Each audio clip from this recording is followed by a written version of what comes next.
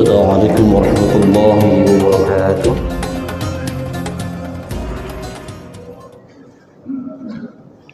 بسم الله الرحمن الرحيم. الحمد لله الذي أنزل السكينة في قلوب المؤمنين. أشهد أن لا إله إلا الله وحده لا شريك له الملك الحق المبين، وأشهد أن سيدنا محمدا عبده ورسوله الصادق الوعد الآمين. أما بعد، سبحانك لا علم لنا إلا ما علمتنا إنك أنت العليم الحكيم. رب اشرح لي صدري ويسر لي أمري واحلل عقدة من لساني يفقهوا قولي. Ibu bapak jamaah salat subuh, terkhusus para pengurus Masjid At-Taqwa yang saya muliakan, alhamdulillah kita bersyukur kepada Allah atas segala karunia-Nya. Allah kembali izinkan kita dapat menjalankan sebagian kewajiban kita sebagai muslim muslimah, salat subuh berjamaah di awal waktu di masjid. Teriring doa mudah-mudahan seluruh rangkaian ibadah kita sepanjang malam hingga fajar, zikir kita, tilawah kita, tahajud kita, subuh kita, juga ta'lim kita ini mudah-mudahan diterima oleh Allah Subhanahu wa taala, yang kelak akan menjadi pembela kita, bekal kita menuju Allah Subhanahu wa taala. Salawat salam kita sampaikan semoga tetap tercurah limpahkan kepada junjungan kita baginda Rasulullah Muhammad sallallahu alaihi wasallam, keluarga, sahabat-sahabatnya dan seluruh pengikutnya yang tetap istiqamah, tetap setia kepada jalan risalah-risalahnya. Apa kabar semuanya, Bapak Ibu sehat? Alhamdulillah, mudah-mudahan tetap dalam penjagaan Allah, tetap merasa disehatkan oleh Allah, digembirakan, dibahagiakan, karena kewajiban kita ya gembira. Salah satunya senang menerima nikmat Allah. Qul bi fadlillahi wa bi rahmatihi fabidzalika falyafrahu huwa khairum mimma yajma'un. Katakanlah, dengan karuniaku, dengan rahmatku, maka bergembiralah. Kita disuruh gembira, disuruh senang dengan karunia, dengan nikmatnya. Di antara nikmat besar Allah kepada ibu, bapak dan saya adalah kemampuan, diberikan kemampuan oleh Allah untuk melangkah kaki kita ke rumahnya. Rasanya tidak ada nikmat yang lebih tinggi. Dijadikan oleh Allah sebagai orang-orang yang taat, dijadikan oleh Allah sebagai orang-orang yang tunduk kepada perintahnya. Ini nikmat yang paling tinggi. Allah berikan iman Islam. Dengan iman Islam itu Allah berikan ketundukan kita kepada perintahnya. Jadi jangan kita sepelekan setiap nikmat, di mana apalagi nikmat ketundukan kepada Allah. Tak semua Allah berikan kenikmatan untuk bisa jalan menuju rumahnya. Tak semua orang diberikan kenikmatan untuk ta'lim, membaca Al-Quran, berzikir, bahkan dibangunkan di tengah-tengah nyenyaknya tidur untuk sujud kepada Allah.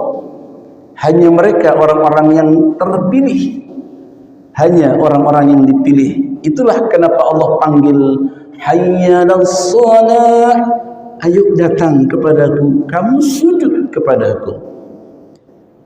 Jadi panggilan muadzin itu hakikatnya adalah panggilan Allah. Yang dipanggil adalah orang-orang yang khusus. Yang dipanggil adalah orang-orang yang memang istimewa. Yang tidak khusus, yang tidak istimewa, ya tidak akan terpanggil. Maka sesungguhnya orang-orang yang datang muni panggilan Allah. Orang dipanggil presiden enggak sembarangan, Pak, Bu. Yang dipanggil presiden tentu orang-orang yang istimewa. Ini yang panggil, yang memiliki presiden, yang memiliki ruh, yang memiliki alam jagat raya, memanggil kita, hayya 'alas shalah, yuk datang sujud kepadaku. Dan kita dipilih oleh Allah di antara miliaran manusia untuk bersujud di hadapan Allah. Jadi pada saat Bapak Ibu sujud, menyadari terima kasih ya Allah, Engkau pilih aku di antara hambamu untuk tunduk kepada perintahmu. Karena tak semua orang dipilih oleh Allah untuk sujud kepadanya. Berarti Allah mengistimewakan. Maka dikatakan ayat tadi, bifadlillah wa birahmatihi, dengan karuniaku, dengan rahmatku. Fabidzalika, maka falyafrahu, kau bersyukurlah, engkau bergembiralah, senanglah dengan semuanya. Jadi kita patut setiap subuh bagi Bapak Ibu yang diizinkan oleh Allah untuk istiqamah dalam subuhnya, apalagi 5 waktunya berjamaah, keren, Masya Allah, keren itu. Harus merasakan itu. Bahkan bahagianya ibu bapak untuk menerima karunia ketaatan itu, kata Allah, khairum mimma yajma'un, lebih baik dibandingkan dengan jika bapak ibu menikmati karunia yang sifatnya duniawi. Allah bilang mimma yajma'un, yang sanggup engkau kumpulkan. Ngumpulin duit, senang kita diberikan uang. Ngumpulin kontrakan, ada Pak? Bu, ada kan? Ngumpulin kontrakan, nggak apa-apa, itu juga menyenangkan.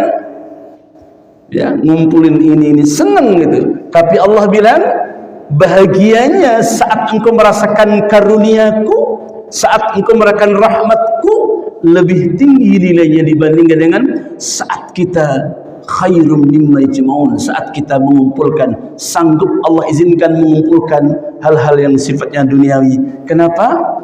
Ketaatan dan rahmat itu akan dibawa kita sampai menuju Allah, sementara duniawi yang kita kumpulkan belum tentu kita akan bawa menuju Allah Subhanahu wa taala. Disitulah kenapa Allah bilang falyafrahu, senanglah engkau, gembiralah engkau dengan merasakan karunia. Bahkan orang yang gembira dengan merasakan karunia Allah seperti ini, Nabi bilang apa? Mereka adalah umat terbaikku. Inna min khiyari ummatin yadhakuna qawman jahran min sa'ati rahmatillah. Kata Nabi yang dikutip oleh Imam Ghazali, sesungguhnya umat terbaikku adalah mereka yang senantiasa gembira, mereka yang senantiasa merasakan karunia Allah, senang karena merasakan luasnya rahmat Allah Subhanahu wa taala. Itu di antara yang ditegaskan Rasulullah sebagai min khiyari ummah, umatku yang terbaik. Nah, kita akan lanjutkan dengan penuh kebahagiaan, dengan penuh kesyukuran kita kepada Allah. Kita sekarang sudah masuk di pekan awal bulan Rabiul Awal. Berarti ini adalah bulannya Nabi Muhammad sallallahu alaihi wasallam. Tak ada yang lebih menggembirakan bagi alam jagat raya ini. Saya ulangi, tak ada yang lebih menggembirakan bagi alam jagat raya ini melebihi karunia Allah karena lahir di muka bumi ini Sayyidul Awwalin wal Akhirin, Sayyidul Anbiya wal Mursalin, Azqal Azkiya, Asqal Atqiya, Asfal Asfiya, manusia yang paling agung, pemimpin para nabi dan rasul, manusia yang paling saleh, manusia yang paling bersih, manusia yang paling dicintai oleh Allah Subhanahu wa taala, baginda Nabi besar Muhammad sallallahu alaihi wasallam. 1-2 kita bersalawat untuk menyambut bulan kelahiran Nabi Muhammad sallallahu alaihi wasallam. Barang-barang ikuti saya. Sallallahu alaihi nabi, sallallahu alaihi nabi, sallallahu alaihi nabi, sallallahu alaihi nabi, sayyidina Muhammadin wa alihi wa sahbihi ajma'in. sallallahu wasallam ala nabi sayyidina Muhammadin wa alihi wa sahbihi ajma'ina. Sama-sama ayo. Sallallahu wasallam ala nabi sayyidina Muhammadin wa alihi wa sahbihi ajma'ina. Lagi. Sallallahu wasallam ala nabi sayyidina Muhammadin wa alihi wa sahbihi ajma'ina. Allahumma shalli ala Muhammad. Baik, kita lanjutkan. Hadis masuk ke 58 ternyata. Hadis dari Imam Baihaqi dari sahabat Anas bin Malik. Rasulullah sallallahu alaihi wasallam bersabda, masih mirip dengan kajian kita yang lalu. Idza aradallahu bi'abdin khairan faqahahu fid din wa zahadahu fid dunya wa bassarahu 'uyubah. Kata Nabi, jika Allah menghendaki kebaikan atas hambanya, kalau kita, Bapak, Ibu dan saya, dikehendaki oleh Allah akan menjadi orang baik, ada 3 di sini yang saya katakan Rasulullah. 3 hal yang menjadi tanda-tanda bahwa Allah hendak menuntun kita dalam kebaikan. Allah akan menjadikan kita di antara hamba-hambanya yang baik. 1, faqahahu fid din. Allah akan berikan pemahaman kepada agama. Gimana caranya? Allah berikan dia kecintaan kepada ilmu. Orang inginnya terus haus dengan ilmu, senang belajar, kemana-mana ingin menambah ilmunya untuk menyempurnakan bentuk pengabdian kepada Allah. Salatnya dengan ilmu, dari wuduknya, salatnya, silaturahimnya, dan amal-amal yang lainnya. Karena semuanya harus dengan ilmu. Maka Nabi katakan, orang yang dikehendaki oleh Allah dengan kebaikan pasti yang mencintai ilmu. Dulu para ulama-ulama kita, Masya Allah, saking cintanya kepada ilmu, di mana saja dikejar. Ada istilah rihlatul ilmiyah, rihlah, pergi dari rumah jauh mengembara untuk menuntut ilmu. Kita kenal bagaimana Imam Syafi'i dari Gaza, dia orang lahir di Gaza, pergi merantau, berkelana kemana-mana, ke Mekah, ke Madinah, ketemu dengan guru besar Imam Malik, kemudian menyebarkan ilmunya sampai beliau wafat ke Mesir. Jadi bayangkan zaman itu, ya, beliau wafat 150 Hijriah. Zaman seperti itu dia sudah merantau berkelana untuk belajar dari Palestina, Mekah, Madinah, karena ia mendengar ada orang alim di sini, ada orang alim di sini. Maka kebiasaan para ulama-ulama dulu merantau untuk apa? Untuk mengejar di mana lumbung-lumbung ilmu, ketemu, berjumpa, mendengar ada orang saleh, ahli hadis, ahli fikih di Madinah, namanya Imam Malik, yang kemudian kita kenal dengan madhab Malikiyah. Beliau berguru, belajar kepada beliau, perantauan perjalanan Imam Syafi'i. Kemudian beliau mengembara, melanjutkan pencarian di ilmunya, penyebaran dan sekaligus penyebaran ilmunya ke Mesir, dan beliau wafat di Mesir. Itu contoh orang dulu, Imam Syafi'i. Juga kita kenal dengan bagaimana Imam Sibawayh, seorang ahli nahwu, ahli tata bahasa. Bahkan banyak di antara mereka yang maaf tak sempat menikah. Kenapa? Saking cintanya kepada ilmu.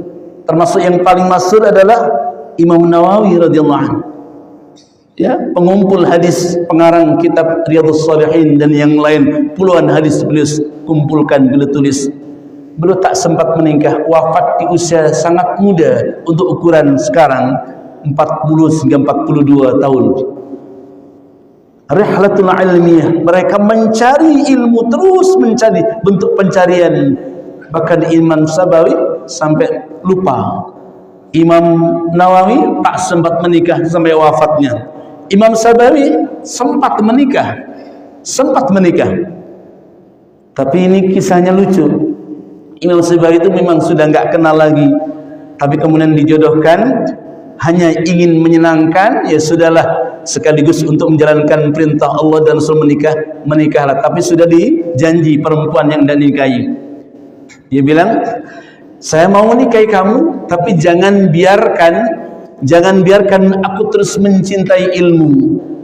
Dalam diriku, kata Imam Sibawayh, ilmu melebihi cintanya kepada apapun. Kecintaan kepada Allah dan Rasulullah dalam ilmu di atas segala-galanya. Jadi wanita itu sudah sejak awal sudah dikasih tahu, kalau nanti tak terperhatikan, ya tidak terlalu diperhatikan, mungkin tak sempat perhatikan seperti suami-suami yang lain, bisa enggak terima? Kata wanita itu, tak apalah, asalkan dapat Imam Sibawayh. Kan Imam Sibawayh itu dikenal sebagai seorang yang ganteng sekali, wajahnya bersih, ganteng sekali, saleh, ahli dalam ilmu. Maka perempuan itu demi mendapatkan laki-laki yang saleh, maka sanggup ia ikrar, walaupun dengan syarat tadi, dengan syarat mungkin tidak terlalu terperhatikan seperti perempuan-perempuan yang lain. Singkat ceritanya, menikah.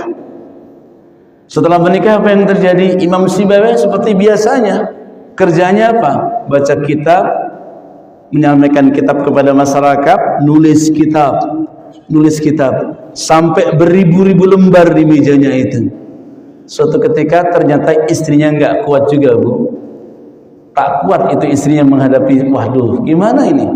Suamiku kok kayak gini, enggak pernah dia negur saya, enggak pernah dia nengok saya gitu. Kira-kira kayak gitu. Akhirnya apa yang terjadi? Ketika Imam Sibawayh sedang keluar, catatan-catatan kertas-kertasnya di meja yang jumlahnya ribuan dengan bermacam-macam kitab itu disiasati sama istrinya. Udahlah, jangan-jangan kalau ini saya bakar, kalau kertas ini saya buang, maka suamiku akan perhatikan kepadaku. Singkatnya, langsung itu kertas-kertas yang di meja di mana Imam Sibawayh sedang menulis kitabnya diambil, kemudian dikumpulkan, lalu dibakar. Masya Allah. Suaminya pulang, Imam Sibawayh pulang, menjumpai di mana kertas-kertasnya. Istrinya dengan agak emosi mengatakan, sudah bang, sudah aku bakar semuanya. Gara-gara itu, gara-gara abang terus perhatikan dengan kertas-kertas itu, abang gak pernah peduli kepada aku. Kata Imam Sibawayh, bukankah kita sudah perjanjian di awal?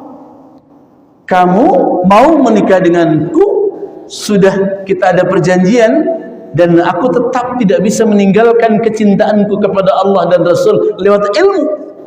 Kenapa kau lakukan itu? Apa yang terjadi Bapak Ibu? Langsung Imam Sibawayh mentalak istrinya. Cerai gara-gara kecintaan kepada ilmu. Bukan berarti ini harus dicontoh, Ustaz. Ya, tapi inilah bagaimana orang-orang yang sedang mencintai ilmu itu, kecintaan ilmu kepada dirinya, dalam dirinya melebihi kecintaan ia kepada apapun. Bahkan Imam Sibawayh menceraikan istrinya karena istrinya menolak, karena sudah perjanjian di awal. Belum lagi tokoh-tokoh seperti Imam Bukhari. Dari mana Imam Bukhari? Dari Balkan, Bukhara, Soviet. yang merantau ke negeri belahan negeri-negeri untuk apa? Untuk mencari hadis. Ketika mendapatkan hadis, langsung ditulis dalam kertas, dicari. Kamu dapat dari mana ini? Dari Syekh ini. Di mana dia? Ada di Mekah. Dia jalan ke Mekah. Sampai di Mekah dia bilang, orangnya sudah pindah ke Mesir. Dia berjalan ke Mesir. Itu Imam Bukhari, juga Imam Muslim. Bagaimana rihlatul ilmiah, mencari keluar rumah untuk kecintaan kepada ilmu. Masya Allah, kita diberikan contoh orang-orang luar biasa pada masa lalu, bagaimana kecintaan kepada ilmu. Itulah di antara yang dimaksud oleh Nabi, faqahahu fiddin. Orang yang dikehendaki oleh Allah kebaikan, dia akan diberikan pemahaman terhadap agama. Artinya ia mencari, haus dengan ilmu. Di mana saja dicari, ada guru di sana dia datangi, guru di sana dia datangi untuk mencari berkah ilmu. Karena perjalanannya untuk menuju ta'lim saja dasar, Bapak Ibu sekalian. Jadi Bapak Ibu datang ke sini, jangan hanya dikira datang ke Masjid At-Taqwa secara fisik, tidak. Orang yang mendatangi ilmu, majlis ilmu, dikatakan oleh Nabi apa? Idza marartu majalis ta'lim farta'u, idza marartu rawdah min riyadil jinan farta'u, kata Nabi. Jika engkau berjalan lalu ketemu dengan taman-taman surga, farta'u, maka berhentilah, singgahlah engkau. Sahabat bertanya, ma rawdah min riyadil jinan ya Rasulullah? Apa itu taman-taman surga? Nabi SAW mengatakan, wa huwa majalisul ilmi, ay majalisul dzikr. Itulah majlis-majlis ilmu. Jadi kita hakikatnya ada dalam taman-taman surga. Ketika kita mendatangi majlis-majlis ilmu, sesungguhnya kita ada dalam taman surga. Bayangkan orang-orang tadi, orang-orang soleh tadi merantau dengan ribuan langkahnya, menuju orang-orang soleh untuk belajar, untuk ta'lim. Dahsyat sekali. Maka itu dikatakan Nabi, orang yang dikehendaki oleh Allah menjadi orang baik, mencintai ilmu, maksimal ia berusaha untuk mendapatkan penyegaran terhadap keilmuan yang semuanya karena Allah Subhanahu wa ta'ala. Banyak lagi tokoh-tokoh, banyak lagi orang-orang kita di Indonesia yang mencari dan dalam pencarian terus untuk satu tujuan, Allah Subhanahu wa ta'ala mencerahkan hati dengan keilmuannya, mencerahkan fikirannya dengan keilmuannya, sekaligus untuk memperbaiki ibadah kita kepada Allah Subhanahu wa ta'ala. Karena ibadah tanpa ilmu tertolak, apapun tanpa ilmu tertolak. Bapak Ibu yang dimuliakan oleh Allah, itu yang pertama. Jadi ciri orang yang dikehendaki oleh Allah menjadi orang baik, yang pertama adalah mencintai ilmu. Allah akan berikan pemahaman terhadap agama. Otomatis nanti kalau ia mencintai ilmu, maka ia akan mencintai ulama, mencintai orang-orang dicintai oleh Allah Subhanahu wa ta'ala. Allah katakan, yarfa'illahu alladhina amanu minkum walladhina utul ilma darajat. Allah mengangkat derajat orang-orang beriman dan orang-orang berilmu. Orang-orang alim didatangi, mereka yang mendatangi orang alim berarti mereka mencintai para ulama. Mencintai ulama berarti mencintai yang dicintai oleh Allah Subhanahu wa ta'ala. Klop, cinta Allah, cinta ulama, cinta apa yang Allah titipkan di dada para ulama, yakni ilmu. Allah titipkan mereka, maka kita mencintai ilmu sehingga kita akan diberikan pemahaman terhadap agama. Satu. Yang kedua, kata Nabi, wazahadahu fid dunya. Orang dikehendaki oleh Allah kebaikan adalah dia zuhud kepada agama, kepada dunia. Apa zuhud itu? Zuhud adalah hati yang tidak terpaut kepada dunia, bukan tidak butuh dunia, bukan meninggalkan dunia. Mereka boleh kaya, bahkan kaya raya, tapi hatinya bukan untuk dunia. Hidupnya bukan hanya untuk dunia, tujuannya bukan dunia, tetap Allah. Maka Allah bilang, wabtaghi fima atakallahu ad-daral akhirah wa la tansa minad dunya wa ahsin kama ahsanallahu ilaika wa la tabghil fasada fil ard innallaha la yuhibbul mufsidin. Al-Qasas 77. Allah bilang, cari olehmu kebahagiaan akhirat. Cari, silahkan cari kebahagiaan, tapi jangan lupakan dunia. Jangan lupakan dunia. Dunia ini penting. Dunia ini penting. Silahkan engkau menjadi orang kaya, tapi jangan lupakan dunia harus engkau jadikan alat untuk meraih kebahagiaan akhirat, bukan sebagai tujuan. Jadi silahkan kita mencintai dunia, tapi jangan sampai dunia itu menjadi tujuan. Cinta dunia untuk bekal menuju Allah. Karena dunia jadikan alat untuk belajar. Karena tanpa dunia sulit kita untuk menggenapkan diri dalam ibadah. Karena tak mungkin kita bisa menyempurnakan ibadah kita tanpa dunia. Salat saja kita butuh dunia, Pak. Salat butuh penutup aurat, butuh celana, butuh sarung, butuh baju. Apalagi haji dan umrah. Apalagi perintah melaksanakan sedekah. Allah perintahkan sedekah. Bagaimana kita bisa bersedekah kalau kita enggak punya dunia? Jadi sekali lagi, zuhud itu bukan meninggalkan dunia, bukan. Tetapi silahkan raih dunia sebanyak-banyaknya, tapi jangan sampai dunia menjadi tujuan. Allah Subhanahu wa taala di ayat yang 5 mengatakan, "Wa mal hayatud dunya illa la'ibun wa lahwun wa lad-darul akhirah khairul lil muttaqin afala ta'qilun." Apa kata Allah? Tidaklah kehidupan dunia itu hanyalah permainan, senda gurau. Dunia ini permainan, dunia ini senda gurau saja, Bapak Ibu sekalian. Lalu Allah bilang, kehidupan akhirat itu lebih baik daripada kehidupan yang sekarang ini. Artinya, berapa banyak orang-orang yang kemudian lupa karena nikmatnya dunia hanyalah permainan saja. Permainan apapun pasti berakhir. Tapi Allah tegaskan, walad darul akhirah khairul. Kehidupan akhirat itu lebih baik daripada dunia. Maka pesan moralnya adalah, engkau jangan lupakan hidupmu di dunia. Engkau butuh uang, engkau butuh kendaraan, butuh rumah, tapi itu jangan engkau jadikan tujuan. Bahkan di antara pesan Nabi, jika engkau bisa membangun rumah dengan megah, dengan bagus, maka ingatlah bangunan kuburmu. Bersamaan kita bangun, yuk kita bangun rumah kita yang bagus, tenang kita, rumah nyaman. Tapi kita harus ingat juga bagaimana kita membangun tempat singgah kita yang 2 meter persegi itu. Jika kita punya rumah yang bagus, apakah kubur kita juga sebagus rumah kita? Apa jika rumah kita indah, apakah nanti kubur kita seindah rumah kita? Itu di antara pesan Nabi yang lain. Jangan hanya kita senang membangun, ya, senang yuhibbul qusur wa yunsawul kubur, kata Nabi. Engkau mencintai bangunan-bangunan yang megah, tapi engkau lupakan bangunan kuburmu. Jadi pesannya adalah sekali lagi, zuhud bukan meninggalkan dunia, tapi dunia dijadikan alat untuk mendekat kepada Allah Subhanahu wa taala. Silakan, ada banyak guru-guru yang kaya-kaya, termasuk Imam Malik. Wah, Imam Malik itu kaya, Bu. Kaya, Pak.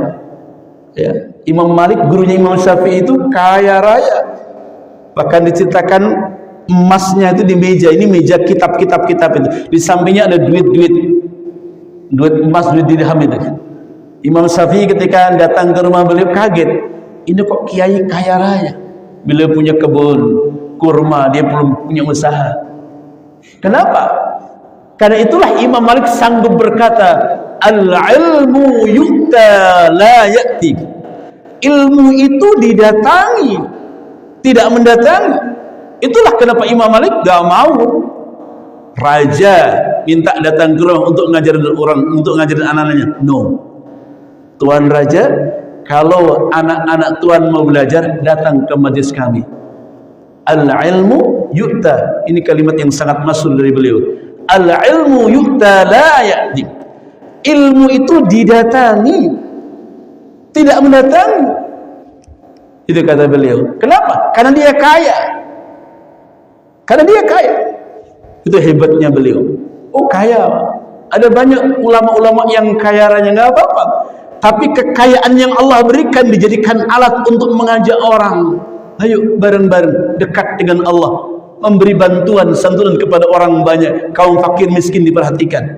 Banyak ulama-ulama yang kaya-kaya sehingga ia punya pede, punya kemampuan menjaga diri, menjaga iffah muru'ah. Iffah muru'ah. Sampai Imam Ahmad sendiri harus dipenjara, Pak. Imam Ahmad, muridnya Imam Syafi'i, harus dipenjara, disiksa. Gara-gara kenapa? Gara-gara nggak mau diangkat sebagai qadhi.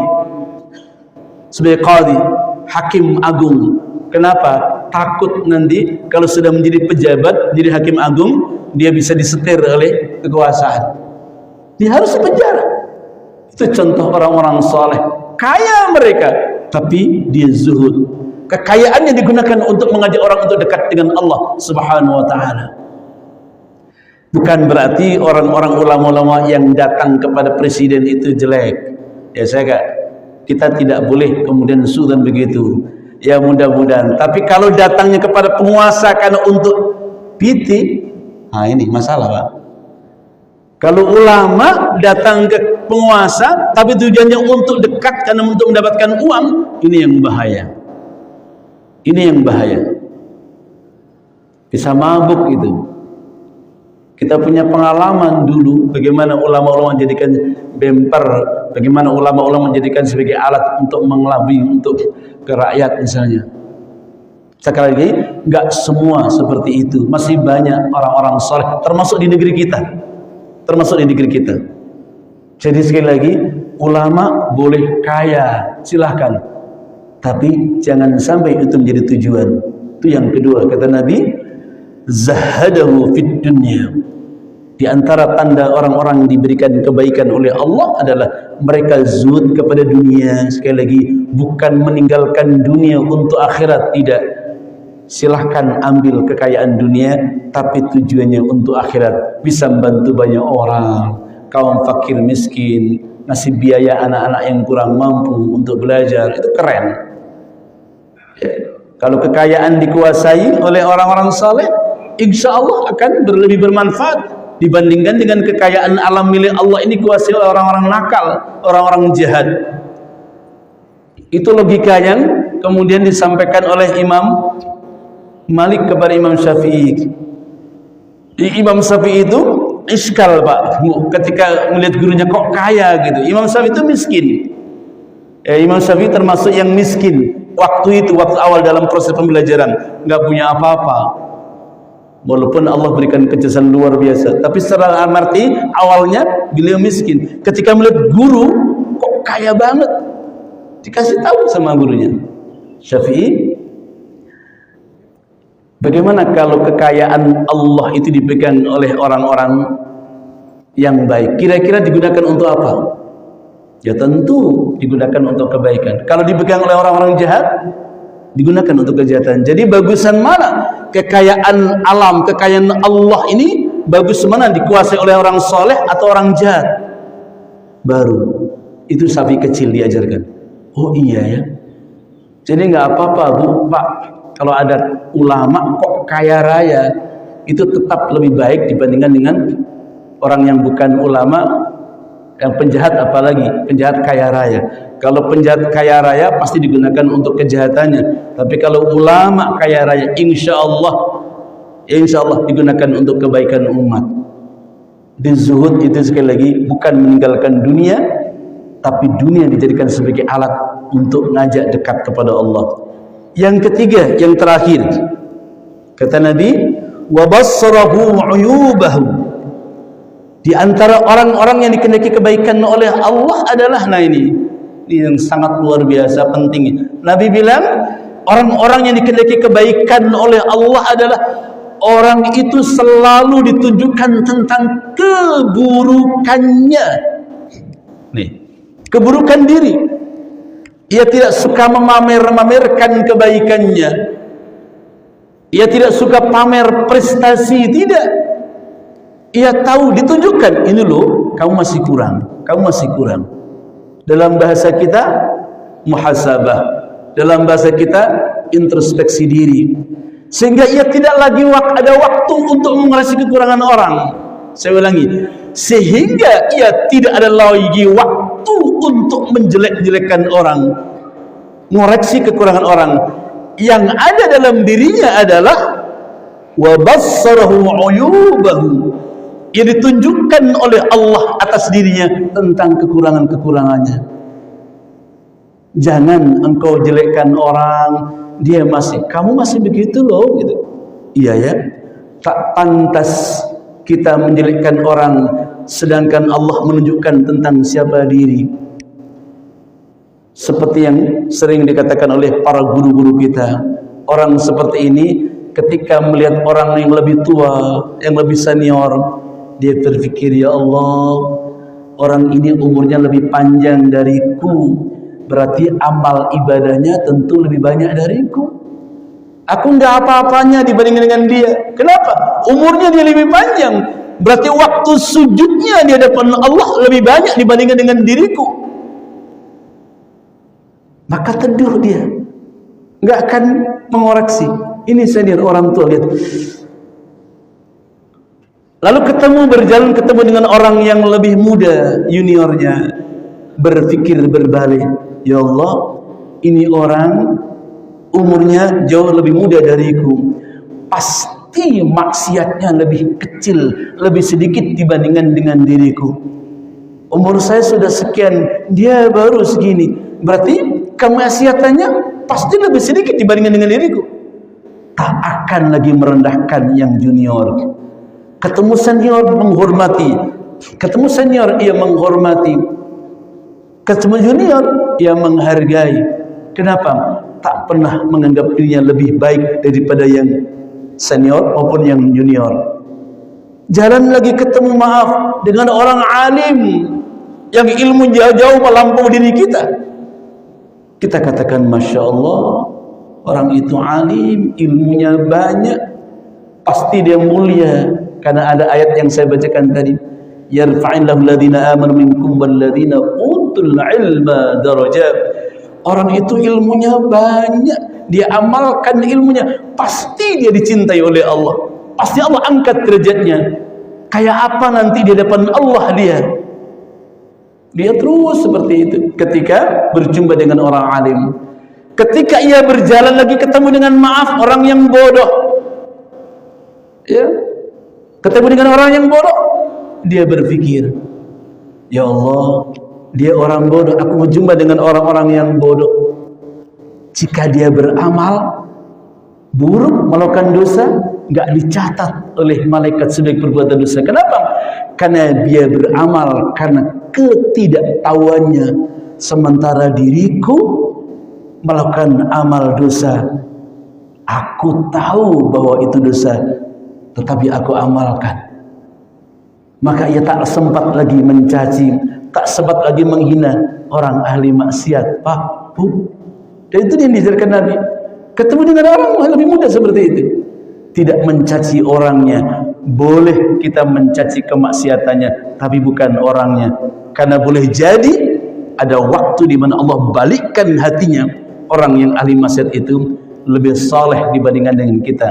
Maka tetap dalam 4 keadaan itu. Kenapa? Karena Allah selalu wabassarul uyubah. Allah selalu menunjukkan tentang kekurangan-kekurangan diri, sehingga tak ada sempat lagi mengoreksi kekurangan orang lain. Bapak Ibu, itu 3 tanda hamba yang Allah jadikan orang baik. 1, Allah jadikan ia faham akan agama, terus haus akan ilmu, mencari, mencintai guru, mencintai orang-orang saleh karena ingin mendapatkan berkah ilmu. Yang kedua, ia zuhud kepada dunia, Ya cari dunia bukan untuk tujuannya, tapi dunia dijadikan sebagai alat untuk dekat dengan Allah, bahkan mengajak orang, memberikan bantuan kepada orang lain untuk dekat dengan Allah. Dan yang ketiga, selalu tahu akan keburukan diri sehingga Allah tidak memberikan kesempatan kepada orang tadi untuk menjelekkan orang lain, karena ia selalu ditunjukkan, engkau bukan apa-apa, engkau bukan siapa-siapa. Jika engkau melakukan kebaikan, semua karena Allah.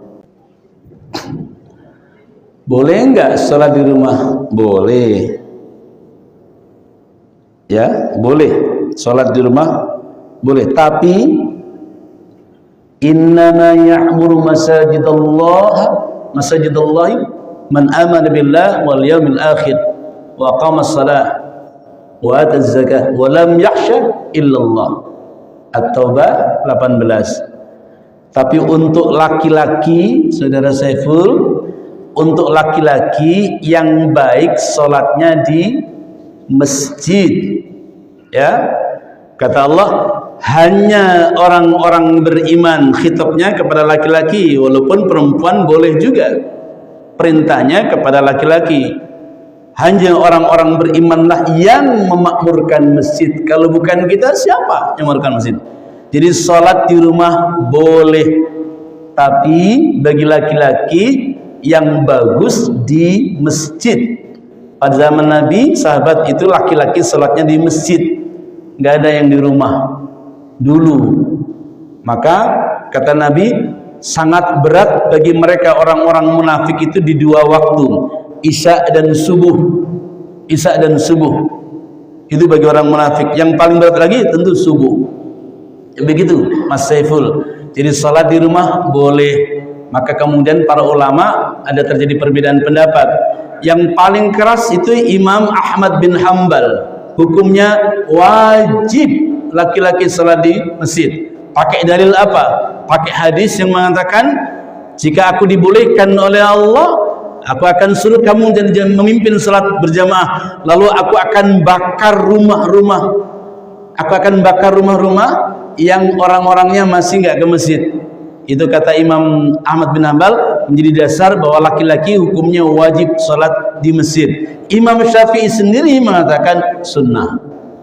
Jadi ya kita kan mayoritas Imam Syafi'i, ya mayoritas Imam Syafi'i. Tapi kalau ada yang mengatakan wajib juga, yang penting Bapak Ibu tahu ilmunya. Ada memang termasuk Imam Ahmad mengatakan wajib bagi laki-laki sholat di masjid, tapi Imam Syafi'i tetap mengatakan sunnah muakkad. Apa dalilnya?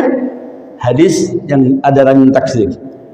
Itu yang dijadikan dalil oleh Imam Syafi'i, yakni sholat wajib itu lebih utama daripada sholat sendiri 27 derajat, atau dalam riwayat yang lain 25 derajat. Berarti ada pilihan, kata beliau. Kalau wajib maka tak akan ada hadis itu. Jadi hadis itu menunjukkan kepada kita, kata Imam Syafi'i, berarti sholat di masjid, sholat berjamaah itu hukumnya sunnah muakkad. Kenapa? Karena ada pilihan, sholat berjamaah lebih baik daripada sholat sendiri 20 derajat atau 25 derajat. Begitu Bapak Ibu sekalian, pertanyaan sederhana tapi perlu kita jadikan sebagai landasan pijakan untuk sama-sama kita menjadi pemakmur masjid. Jadi menjadi pemakmur masjid. Kalau bisa salat di masjid memang. Ya, mungkin kalaulah salat di rumah ketika dalam keadaan tertentu memang tidak ada lagi. Tapi hati harus kita tautkan dengan masjid, Pak. Hati, ya Allah, saya kepingin sekali salat di masjid, tapi karena keadaan tertentu maka salat di rumah. Jadi jangan biarkan hati ini untuk tenang salat di rumah. Kalau bisa begitu. Untuk tenang di rumah jangan. Kenapa? Karena ada hadis lagi yang memberikan penguatan. Mereka yang suka salat di masjid itu dijadikan oleh Allah sebagai orang nanti grade awal. Jadi mahsyar itu ada kelas-kelasan, termasuk kelas VVIP. Orang yang mendapatkan tempat khusus siapa? Ar-rajulu qalbuhu mu'allaqum fil masjid. Orang yang hatinya senangnya di masjid. Jadi kalau salat di rumah itu terpaksa. Jadi kalaupun Bapak, Ibu dan saya kadang salat di rumah, sebetulnya ingin banget salat di masjid. Tapi karena kondisi tertentu maka harus salat di rumah misalnya. Tapi hati tetap harus kita jaga. agar supaya kita mendapatkan tempat tadi. Nanti ketika tidak ada naungan apapun di mahsyar, di akhirat, tak ada yang bisa memberikan naungan kecuali naungan dari Allah Subhanahu wa taala. Salah satu kelompok yang diberikan naungan oleh Allah adalah orang-orang yang hatinya qalbuhu mu'allaqun fil masjid. Orang-orang yang hatinya senang dengan masjid. Itu tadi. Maunya sih sholat di masjid terus 5 waktu. Tapi ada kondisi-kondisi tertentu yang tidak bisa misalnya, tapi harus menjaga hati bahwa hati kita tetap ingin di masjid. Jadi jangan lupakan 2 rakaat pahala haji dan umrah sempurna, sempurna, sempurna kata Nabi. Demikian, mohon maaf atas segala kekurangan. Subhanakallahumma wa bihamdika asyhadu an la ilaha illa anta nastaghfiruka wa natubu ilaik. Assalamualaikum warahmatullahi wabarakatuh.